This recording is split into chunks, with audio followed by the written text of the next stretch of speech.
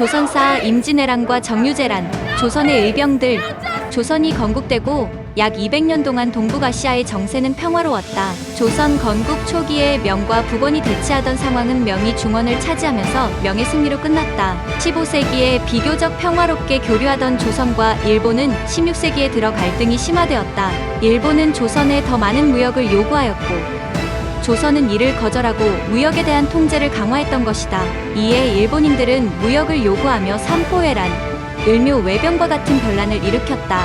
일본의 요구에 조선은 비변사를 설치하며 일본의 정세를 살폈다. 동시에 국방을 강화하자는 10만 양병설 등이 주장되었으나 이는 붕당 간의 견해 차이와 예산 등의 문제로 실현되지는 않았다. 한편 일본에서는 전국시대가 종료되었다. 100년간의 전국시대를 수습한 도요토미 히데요시는 통일된 전국이 아슬아슬한 상태임을 알고 각 영주의 병력들을 외부로 돌려 군사력을 소모하려는 목적으로 조선을 침략하였다. 침략에 앞서 중앙집권적 군사지휘체계를 확립하고 네덜란드와 포르투갈을 통해 얻은 조총으로 군대를 무장하였다. 그리고 조선의 명을 치러 가는데 길을 열라는 정명가도의 명분으로 전쟁을 일으켰다. 선조 25년인 1592년 일본이 20만의 병력으로 부산진을 침공하면서 임진왜란은 시작되었다. 일본군은 나고야에서 출진하여 가츠모토와 스시마를 거쳐 조선 부산진으로 습격해 들어왔다. 4월 13일 상륙과 동시에 부산진이 함락당하고 순식간에 북상한 일본군에 의해 5월 2일에는 한양에 일본군이 들어왔다. 일본의 경우 전국시대에 군대의 우두머리인 영주만 잡으면 전쟁이 끝나는 경우가 있었기에 일본군은 한양을 목표로 전속력 진군하였다. 당시 조선 관군은 병력 부족과 200년이나 이어진 평화에 이렇다 할 전투 한 번 없이 일본군에게 속절없이 무너졌다. 조정이 파견한 신립장군은 충주에서 일본군에 패배했고 함락된 도성을 재탈환하기 위해 북진하던 하삼도의 대군이 수원과 용인에서 대패하자 몽진길에 오른 선조는 명나라에 원군을 요청하였다. 6월 이후 전국에서 일어난 의병과 승병들이 일본군과 격돌하면서 임진왜란의 판도가 변했다. 거기에 수군이 해상에서 일본군의 선단을 격파하면서 보급선을 끊자 상황은 호전되었다. 양반과 전직 관리들이 지방에서 의병을 조직하고 지도하였다.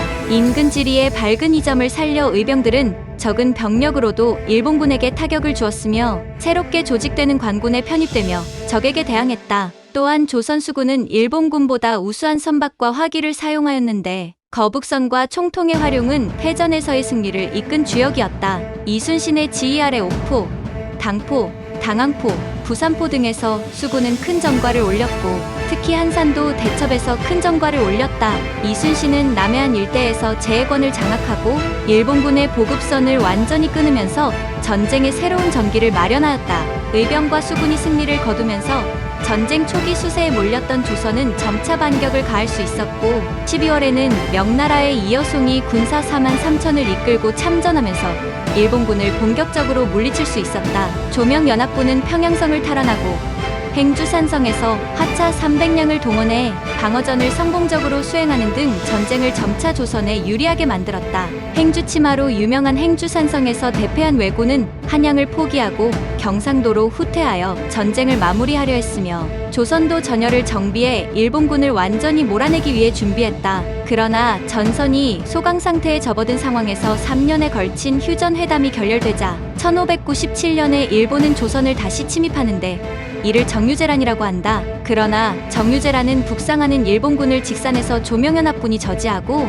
해상에서는 이순신이 명량대첩을 통해 일본군의 배 300척을 단 12척으로 물리치면서 정유재란은 끝났다. 남해안 일대로 후퇴한 일본군은 곳곳에 일본식 성인 외성을 쌓고 장기 농성을 준비했으나 일본에서 우두머리인 도요토미 히데요시가 사망하자 결국 철군을 결정하였다. 임진왜란과 정유재란은 동아시아의 판도를 바꾼 전쟁이었다. 명은 임진왜란의 여파로 재정적 결핍으로 왕조가 쇠퇴하기 시작했고 일본은 도요토미 히데요시의 죽음으로 세력이 나뉘었다. 도요토미의 남은 세력인 동군과 도쿠가와 이에야스의 서군으로 나누어 다시 내전을 시작하였다. 이들의 싸움에서 서군이 승리하여 도쿠가와 가문을 중심으로 하는 에도 막부가 열리게 된다.